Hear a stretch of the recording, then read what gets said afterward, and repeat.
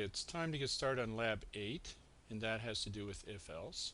At this point, you should have looked over your stuff on logic expressions, which are in the course notes that are online under course documents, but let's go in. If-else, and what it's asking us here to do is to write a program that's going to ask for two resistor values, and the resistor values we're going to put in are floats. And then once we put those two resistor values in, it's going to ask us which calculation would we like to do, and it's going to do that by saying typing in a P if we want parallel or S for series, and these are the two calculations. The parallel resistance is really the first resistor times the second one divided by the sum of the two resistors, and the series calculation is just the two resistors added together. And there's a third choice as well. If we don't type in an S or a P, we have to print out the word that say here your selection is invalid, and we're going to make it beep. And this is kind of handy because one of the things that you're going to find is if you've ever worked at McDonald's or places like this, you hit the wrong key sequence, you get the "you're an idiot" beep, and this is our chance to get back and give other people those beeps in our program. So this is what programmers do. They get even. Anyway, let's go in and switch over to our programming interface, and we're just going to do a file new project. We're going to call this Lab 8, and as before, it's going to be on our drive here, and it's going to come back and then ask us what we want to do, and we're going to put in that it's going to be, as always, an empty project. Now when we've got that done, again, add new item. You should be very comfortable doing this stuff, and this is going to be Lab 8A. So once we've got that done, we're ready to go. And again, we're going to have to set up with Shift-Alt-Enter. We're going to put ourselves full screen and then put in our title as our programmer's block. Program to use if else to calculate S or P resistance. So series or parallel resistance. So that's good enough, I think, for today. Again, your name, student ID, PRG 155, and your lab section. Today's date is June 10th.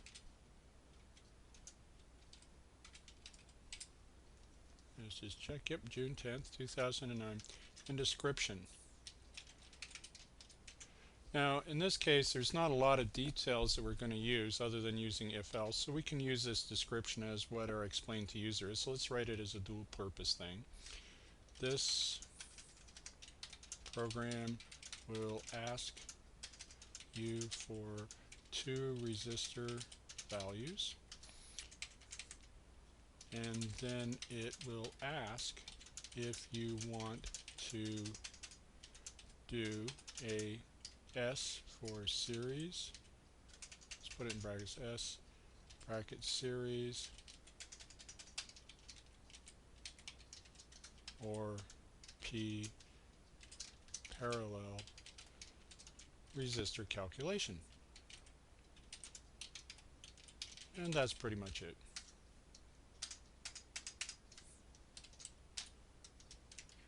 Now we're going to find that we don't need math.h because our calculations are not going to be that involved. So we're going to put in our standard 3 includes, standard io.h, which are the defines, have the defines inside them for printf, scanf, getchar, putstring, getString, and fflush.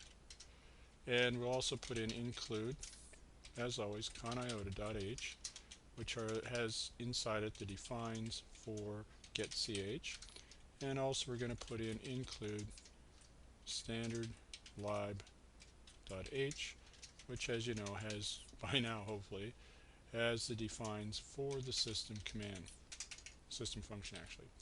So do we need function prototypes? Well, I don't think so. Let's just go and make sure. There's nothing in here that I can see that says anything about that, but we do have to draw a structured diagram, and your instructor will do this in the lab, and you should be able to do this according to the notes again that are online, and there's a section under course documents on structured diagrams. So let's go back. and there's nothing that we need for functions, so we're just going to do integer main, and we'll put inner brackets, and this is basically where our code's going to go, and we'll put everything in main today. So as before, what we're going to do is, again, first thing is variable declarations, and after that we're going to explain to user,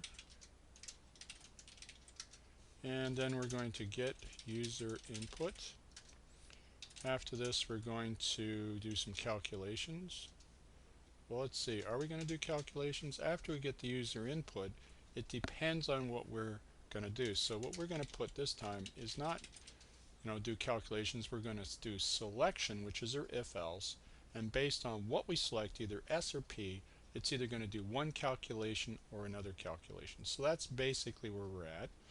It's going to select one or the other, and in that selection it's either going to print one or print the other. So that's all we really need. So we're changing our format just a little bit. So let's take a look at our variable declarations, the first part, and we're going to need a couple floats. Let's call it R1, R2, and we can put in, say, R underscore total for resistance total. And our 3-line description here is as good as anything for explain to users. So we're just going to put in system. Let me just move this down a little bit. We're going to put in system, as always, clear screen. And we're going to need some put strings. And let's see how many we need. We need 1, 2, 3, 4 altogether, including the blank line. So let's do that. And we'll just copy and paste this stuff. So we'll just grab this as we did right at the start of the course. Let me see here. Grab everything, Ctrl C, just paste it in. Go up here, second line, Ctrl C, paste it in, Ctrl V, and finally this. So that's all that the user really needs to know, and there's nothing special that we're doing that we need to tell the programmer about, so this is great stuff. And what is the thing that we have to put at the bottom? Do you remember? Oh yeah, return and 0. Now all of our other code is going to have to come in before that. All of our selection or get user input and so on. And I think at this point if you hit F5 you should see that this should work. I don't think there's anything strange or weird in here. And we have to put in 2 resistor values. Now I'm going to do it separately. We're going to do them as 2 resistors. We're going to say printf \n input resistor 1. Now we could have got these as 2, but we'll do fflush and standard in. And then we're going to scanf %f ampersand, don't forget the ampersand, whoops, hit the wrong button there, ampersand, and we'll just get R1. I'm lazy. Now if you use very long variables, I think you can see where this copy and paste comes in very, very handy. Now once we've got that done, the nice thing is if we want 2 resistors we can use exactly the same format. Control C, Control V, Control V, and all we have to do is change this to a 2 and change our resistor variable to a 2, and we've got our get user input done. Well, you'd think we were done, except for one small fact. We have one more input, not just the resistors, but if we look back here, we'll see that we also have to put in a character that says whether it's a P or an S. So that's the last part of our input that we're going to have to do. And the nice thing is we're flushing each time, which is a good thing. And even though we can get away with not flushing for floats, we definitely cannot get away with not flushing for characters. So what I'm going to do is, I should have copied this actually 3 times. Let's put it in one more time. Instead of input resistor value, we'll just change this to say input, okay, S dash series P dash parallel. And we're going to have to get another type of variable. We're going to have char. I'm going to call it selection. We can call it anything we like. And since we're using a bigger thing, we're going to double click here, Control C, and Control V. Now is that everything we need to do? Well, if you think about it, no. We have to also change this to be C for character. Now we have our input section done. We've got our two resistors, and we're going to ask the user to select S for series or P for parallel to do which kind of calculation they want to do. Now, next thing that we need to do is actually put in an if statement. I'm not sure whether your theory is kept up with this, but if we say if bracket and then selection or variable, and in this case we put equals equals, not a single equals. A single equals is an assignment statement that puts a number into a variable. But what we're doing here is saying selection is selection equal to. Does the value in the thing selection, is it a little s? And if it is, it's going to say, yes, I'm going to do this part, because selection equals equals yes is either going to be 1 if it's true and it does what's in the if, and 0 if it's not true and it doesn't do what's in the if. Now, we want to make allowances in case the user types in a small s, but they could also type in a capital S, and both should be valid. Now, there's a pipe symbol that's very close to the enter key. It's or the backspace, depending on keyboards, and it's the uppercase of the two characters, the upper of the two characters. It looks like a vertical broken line, but when you type it, it comes up like this. Now, if you want to check for selection, you can't just say selection equals equals S or equals equals big S. You have to say the variable again, equals equals, and then quote big S. And at this point, then we can put in our bracket, and we can put in our matching bracket here, and put in what we're going to do if this is indeed the case. And if it's S, then our resistance total, let's go up and get our resistance total thing, our total. And this is what we're going to do, Ctrl C, and we're going to say if it's series resistance, this is easier the calculations to do. Resistance total is basically just R1 plus R2. And if that's the case, that's a fairly simple one, but at this point we still have to print out the output. Now let's take a look at the output. What the output is saying, the two resistors are something, and the resistance of the two resistors in series is this. So we're going to grab this. There we go. Control C, because we're lazy, which is a good thing. It's the height of efficiency, don't you know? And we're going to put in quote backslash n, Control V. And what we're going to do is the two resistors are, and what we're going to do is put in a format here. And the format is %.1 F. And again, the format here is %.1 F. And we're going to put quote here, comma R1, comma R2, semicolon. And that's saying the resistors are R1 and R2. Let's see what else we have to do over here. And the resistance of the two resistors in series is so many ohms. Control C. Let's go back here. Printf \n Control V. Now notice this goes way off the line. So one of the things you can do with something this big is you notice print format specifiers off to the right. What we're going to do is we're going to just put a quote in here in a bracket. Whoops. And a semicolon. And we're just going to continue this on in the next line without a backslash n this time.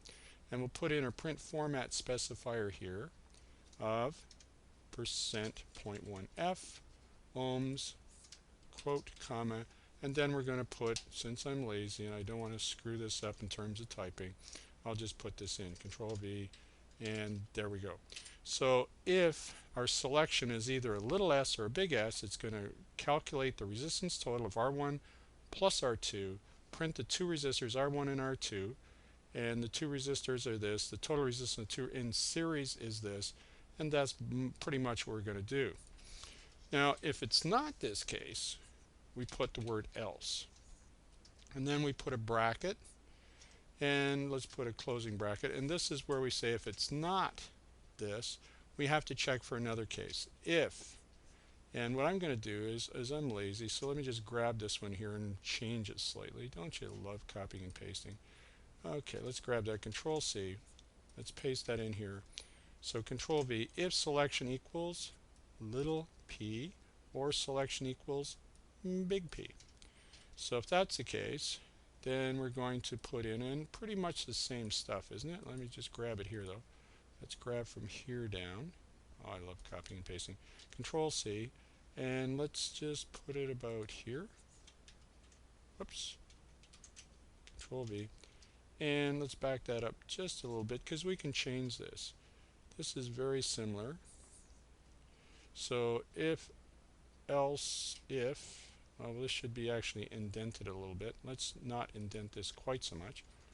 So if it's this, then let's indent this back in. If it's this, we're going to say our total is not R1 plus R2.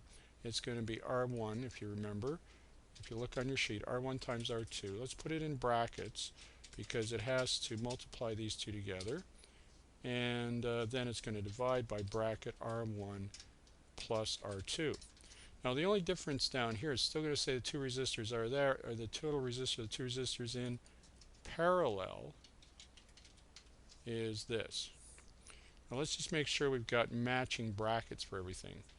And I think we'll see, let's see, we've got, where's this bracket? This bracket, let's see, if that's this for this to here, that's if, else is this to this. So actually we can just move this guy over a little bit and say there's the brackets on this if.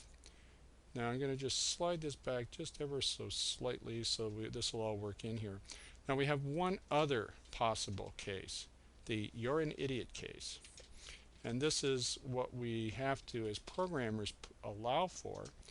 And why are we allowing for this? This is saying, well, if this person that's running our program, and they paid for this program, crashes our program and makes it go funny, they're not going to blame the person for doing something stupid. They're going to blame the programmer for not allowing for that stupidity. So this is the last case. If it's this, S, that's valid. If it's P, this is what you do. Else, for all other cases other than S or P, you assume the person's an idiot. So we're going to say \n, and what is the response we have to get for the idiot case? Your selection is invalid, which is a nice way of saying you're an idiot. Okay, so we gave you options A and B, whoops, or in this case S and P, and you chose Z. Are you very bright? Well, maybe you're stoned on drugs, who knows, but if you crash my program, I'm in big trouble. Now, as it says, we want it to beep, and if you look this up, \A for alarm is how you generate that. So I've got one of three possible outcomes, and it's only going to do one of this. If it's an S, it does this, and it's right out of the structure. If it's a P, it doesn't do this, it does this, and then it's right out of the structure. And if it's neither of these, it does this. So it's going to do one of these three things, and then it's going to quit. Now, what we're going to have to do before the return here is put in or get ch. Now, let's see if this is going to work. It's time to run it up and see what happens. So here we go. Let's punch up F5. Build, compiling, blah, blah, blah. It's warning, but it's still linking. And away we go. So it should work. Let's just make sure it's going to work the way we want. And as it comes up here, let's see. We should have our explain to user stuff coming up there. Put in our resistors. So if I put in a 1 and a 1, and I chose S, doesn't matter whether I choose capital letter S, so you're going to have to run this 3 times. Capital S. We'll do it uppercase for the first one. Series 1 and 1 is definitely 2, so that works. I'm going to run it up again with F5, and we're going to say 1 and 1. And in this case, I'm going to do little p, and 1 over 1 plus 1 over 1, that's 2. 1 over 2 is 0.5, so it does seem to work. And we're going to have to run it up a third time, and we're going to say 1 and 1, and we're going to say G. G, I'm stupid. And it says your selection is invalid, and it beeps. So it does all seem to work. And all we really have to do, and this is what you should do, is run this program just like we did 3 times and capture all 3 values or versions of the output in your file at the bottom here that you've got for comments. So now here's another little thing. If we take a look up here, let's go back from full screen back to here. And when you do these things, when you go to project or the build thing here, you can say rebuild solution, you can do all this kind of stuff. And one of the things you can do under debug, start debugging, is your F5. Start without debugging is Ctrl F5. This is a little faster way to actually run your code. So we're going to use Ctrl F5. So let's go back to our full screen. And we're just going to do that and grab those 3 versions of output. Ctrl F5 is what I'm hitting this time, and there it is right away. So I'm going to hit 1 and 1, and I'm going to choose capital S. I'm going to right mouse click, edit, mark, And let's slide this down a little bit. And I'm just going to grab this. So this is going to be uh, in our program. Oh, press any key to continue. What happened there? Ah, that's something that it's put in when you do that. So that's one little glitch that you're going to have when you run it, but who cares? We grabbed it before it did that. So we're going to go down here, /*, Control V, and there's our first input. And let's just move this down a little, // and what we're going to do is we're going to put all of our outputs here. Now before we do that, one of the things you should do is if you're generating multiple output, because you're using selection now and there's another, a bunch of different types, let's just put an underline in here to keep separate this version of our program running versus the next one. Now since we've done that, let's do Ctrl F5 again. And when we do Ctrl F5, linking, whoops, I must have hit F5 by mistake here. I do apologize. Here we go. And we're going to do 1 and 1, and we're going to use little letter P this time. So let's right mouse click, edit, mark. Let's grab all this stuff again. Right mouse click. Oh, I must have hit the right thing. Okay. And let's go back and slide this down. And what we're going to do is just click in here, Control V, and let's put another line across. If we were really lazy, we could have copied and pasted the other one, but I think putting a line in isn't a big deal. Let's try Control F5 again, and it seems to be doing some compiling again. I'm not sure why. Anyway, here we go. Excuse me. And we're going to do 1 and 1, and we're going to hit in Gee, I'm stupid. Now when we do that, invalid selection, unfortunately we cannot grab the beep. It would be nice. So we're just going to grab that, right mouse click, and when we're finished, we're going to have all three versions of our program in here. So it shows us, and let's go full screen again, that we have, and let's get rid of this output window here, you have three versions of your program running, and it shows you that when you do selection, it's either one, it's either going to do this part, it's going to do this part, or it's going to do this part. It's not going to do any more than just one of these three possible options with if else. So let's save that one. And how do we know we have to save it? Well, there's a star up here if you remember. We still have a star up here, so let's save that. Let's say File, Save, and we've pretty much got that one beaten with a stick, and all we have to do is the next section of code. What we're going to do at this point is we're going to grab all this. Well, before we do, let's see what it is we have to do on the second part. Now we have to draw a structure diagram. Now if you want to find out about structure diagrams, there's some notes under course documents, but this information comes from NASSI Schneiderman diagrams, N-A-S-S-I, Schneiderman, S-C-H-E-I-D-E-R-M-A-N, diagrams that have been around for a long time. And what I've shown as structure diagrams in the course notes are really just a stripped down version of that to make it a little bit more simple. Now in this case, we don't really care about putting in a fancy programmer's block. This section here, part 2, is going to show you how to do stuff by using logic expressions, and learn a little bit more about logic expressions so you can figure things out.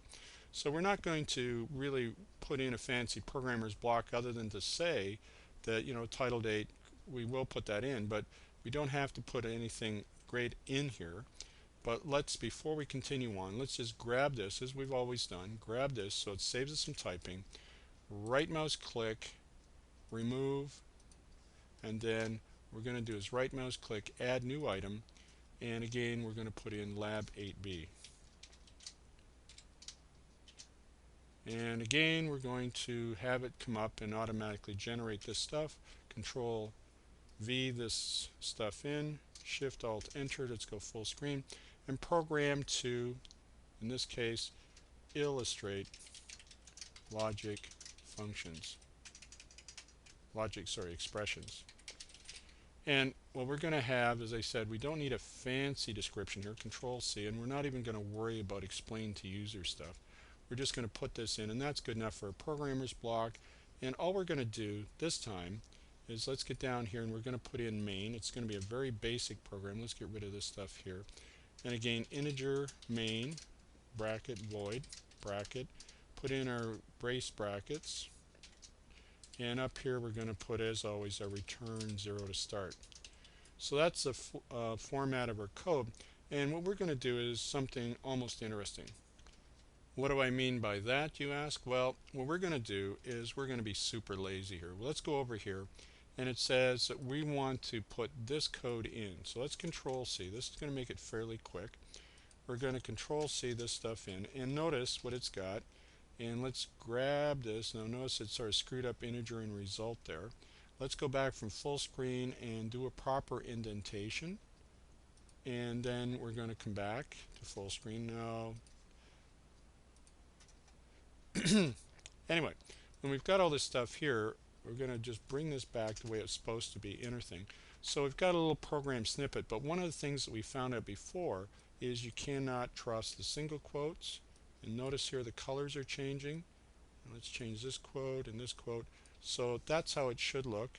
And we also have double quotes here that we have to change. And that's all fine and good. So that's how this code is, and if we wanted to run this and run another one, but what I'm going to suggest, just because of the way Visual Studio Express is, let's put all the code in here. Now we've already got integer result. Let's go back and look at the next bit. It's got integer result, but we don't want that. We're just going to grab this part here, Control C, and we're going to actually put all of this code in one program. And I'm just going to tab over because I'm lazy and I don't want to do the indent thing. So tabbing over can save ourselves a little bit of time. And again, we'll change these quotes. Now once we've got all these sections of code in, and these are really 4 separate problems or 4 separate programs, what we're going to do is actually comment all out except the one, and this is that programmer's trick we talked about at the start. We're going to comment out all but one of the ones that we want to run at that particular time. So let's go down here, Control V that in. Again, we're going to have to change the quotes. And there's some valuable learning in this lab as to what goes on. Let's just put ourselves down a little bit more. And let's grab the last bit of stuff here and sort of explain what it is we're doing here. And this one is not a very difficult lab to do. And again, well, I've got more than one line, so what I'm going to do is I'm going to go back from full screen. When you got multi-lines, it's a lot easier to do this. And let's go back to full screen, Shift Alt Enter if you like this way of doing it, and we will put in the quotes. Now as we go through this and you got this cleaned up, as I said, we're not going to we'll have all the program code in one program, even though there's 4 separate runs that we're going to do, and you're going to have to understand how these happen. So the first thing we're going to do, as we did a few labs ago, is /* and go down here and */, and what we're going to have to do right at the end of all this, because we've commented all that out, is put in a getch so we can actually see the output. Once we've got that done, we can run the first program, see what it does, and what we're going to do afterwards is just fill in this chart.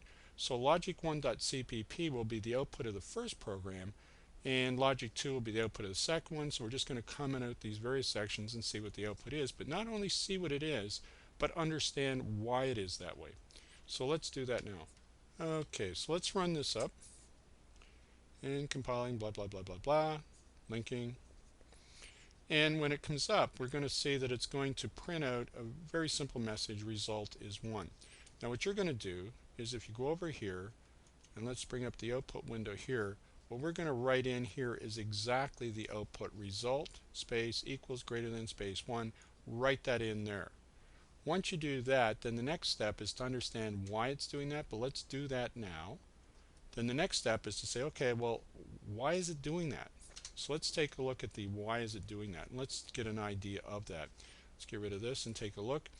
Now, this is called a logic expression. It's got a lot of stuff in here, and if this is a expression here, is 5 greater than 3? If it is, this becomes a 1. Is A alphabetically lower than B? If you look in an ASCII chart, it indeed is. So this is true. So this is true, and this is true. That means they're both true, which means result gets a 1. Now if this is not true and this is true, result will be 0. If this is, so you got 4 options. Either this is true and this is true, that's a 1. All other combinations of not true and true, true and not true, or both not true. The only combination of these two with the AND function is if this is true and this is true, that's the only time that result will be a 1. If you don't believe me, let's take a look and change this as 5 less than 3. Let's run that up and see what it says. And when we run this up, it's going to come back and say result is indeed 0. Let's see that happen. There we go. So in this case, if this is not true but this is true, that's a 0. Or if this is true and that's not true, and we can switch things around. But if you go through all the combinations, only for the case that we had originally, and let's see what that was. Let's do Ctrl Z. I love Ctrl Z. 5. Oops, click here. Sorry. Ctrl Z. Control. Whoa. Shift Control Z. Went too many times. Shift Control Z. There we go. So is 5 less than 3? Let's change that to 5 is greater than 3. So 5 is greater than 3 and A is less than B. That's why we've got it, and that's why you wrote that in. Now what we have to do is comment that out. So let's Control X because we're lazy. Let's Control V in the start of comment here.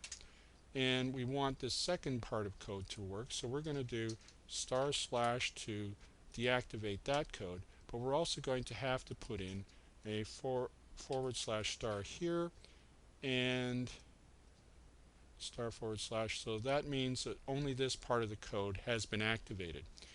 Now let's run that up and see what we write in on our chart on the second part. So let's hit F5 and see that happen. So here we go. Oops, would you like to continue? Well, there's a problem here. And what do you think the problem is? Well, let me show you. Notice we've commented out integer result. Not a good thing to do. So let's actually take this, Control X, because we're going to need integer result for all of these. And let's move down here and Control V that star to come in. Let's run it up now. And what we're going to find is it's not going to complain. It links and does all this stuff. We just had to make sure that we've got result covered. So here we go. Result equals 5. Let's see if we can understand what this is saying here. And before we do that, just write that into the second part. Well, let's take a look over here and bring this up. So what you're going to write in here is exactly what you see here on the second line. Bracket result space equals 5 blah blah blah blah 0. So when we do that, let's take a look at why when we look at our code and then bring up our output window and see if we can figure out why this is the case. Now there's two types of equals. A single equals which says put 6 into result, and that's what this is. This is an assignment statement, as I said at the start of this lab. Result equals 5 is different. It's a logic expression. It says is what's in result, which is 6 equal to 5. In this case it's not. So because it's not true, you get a 0. Okay, so that's why you fill that in. Now let's continue on with the next part. Now let's change some of this around and see if we can get a different result and try and understand the logic a little better. Now if we say result equals 6, result, let's put a exclamation mark. An exclamation mark means not equal, and that's just cosmetic here, but this is the real deal here. Now the way this should work, you put 6 into result and it says is 6 not equal to 5 a true statement, and what do you think? Let's get your bets down and see what happens. In this case, which is not the one you write down by the way, you write down the other one that we just did, but you'll find that in this case result not equal to 5 is a 1 because 6 is not equal to 5 is a true statement. So anything like this evaluates to either a 1 or a 0. All of this up here evaluated to either a 1 or a 0. And that's pretty much what logic expressions do. So let's take a look. Let's bring up our output window again. Now we can save these away, or you can just write them down. This makes it a lot easier today, just write things down. And let's change this back to the way it was. I'll just do Control Z a couple times, Control Z, and we're back to the way the original was. Now what we want to do at this point is we want to Control X this and Control V it here, and we just want this one statement, so we're going to also have to, let's be lazy, Control C and Control V this in. Now let's take a look and see what this one does for writing it down at least. Let's run this one up. It says if 1, this is a 1. And notice there's no brackets or anything around it, and the way this works is if there is no brackets, it just does this if it's true and doesn't do it if it's not true. So this is a 1. So let's take a look at your lab. Let's go to the lab here, and what we're writing down this time is in this third slot, this is a 1, period. So if we write that down, once we do that, let's see if we can understand what's going on. Let's go back, and what it's really saying is if 1. Now 1 is true. So if I say 4 less than 9, 4 less than 9 will evaluate to a true statement, and therefore it should print it out again. Let's see that happen. So anything that is a 1 or evaluates to 1 as a logic expression will indeed cause this thing to print out. This is a 1. Now let's try something different for this. Let's try just making a slight change. Is 4 greater than 9? Let's run that up and see. And will it print out? This is a 1. What will it do? Well, let's see. It does nothing. So it only does this statement printf if this is true, or a 1. 4 greater than 9 evaluates not to 1 but to 0 because it's not true. So if we say if 0 and then hit F5 and run it up, and we take a look at it this time, it's the same thing as saying is 4 greater than 9, because it's not going to print anything if this is not a true case. Okay, so anything that evaluates as a true statement, where whatever's in here evaluates to a 1, will print this, whether it's 4 is less than 9, 5 is greater than 3, that will make this print. If it's anything that evaluates to a 0, such as a false case, like 4 greater than 9, then this won't print. So if it's true, it does it. If it's not true, it doesn't do it. Let's again Ctrl Z back to our original here, if 1. Now what we're going to do at this point is take a look at the very last one, and this one is kind of interesting. And what we're going to do is Control X, get rid of this, and Control V it. Well, actually, we can get rid of this and this, and we've got. I'll just do a /* here. Whoa! Control Z. What did I do wrong? Let's see. That's coming out everything down to. So this is a // sorry, // and we will then actually just get rid of this because we want to activate all this code here. Now, one of the things that you're going to worry about is what is the default logic if you don't set it. What is the default logic in C? If it's 0, it's going to print this as a 0 if we don't set it. If it's a 1, it's going to print this. Let's see which way it goes. And get your bets down. Here we go. And what do we find? It says this is a 1 here. So no matter what you've got, the default logic is always going to be a 1. So we're going to write that down as the last thing. This is a 1 here. And even if we change the order, and I'll let you do that on your own, you can change the order of if 1 then print 1, else if 0 print 0, it's always going to print a 1. And one of the things you're going to find is that's why we return 0, because if you don't set the logic level, then it stays a 1. If we return a 0, then the program knows it's terminated properly. Hopefully you've learned a lot from this lesson.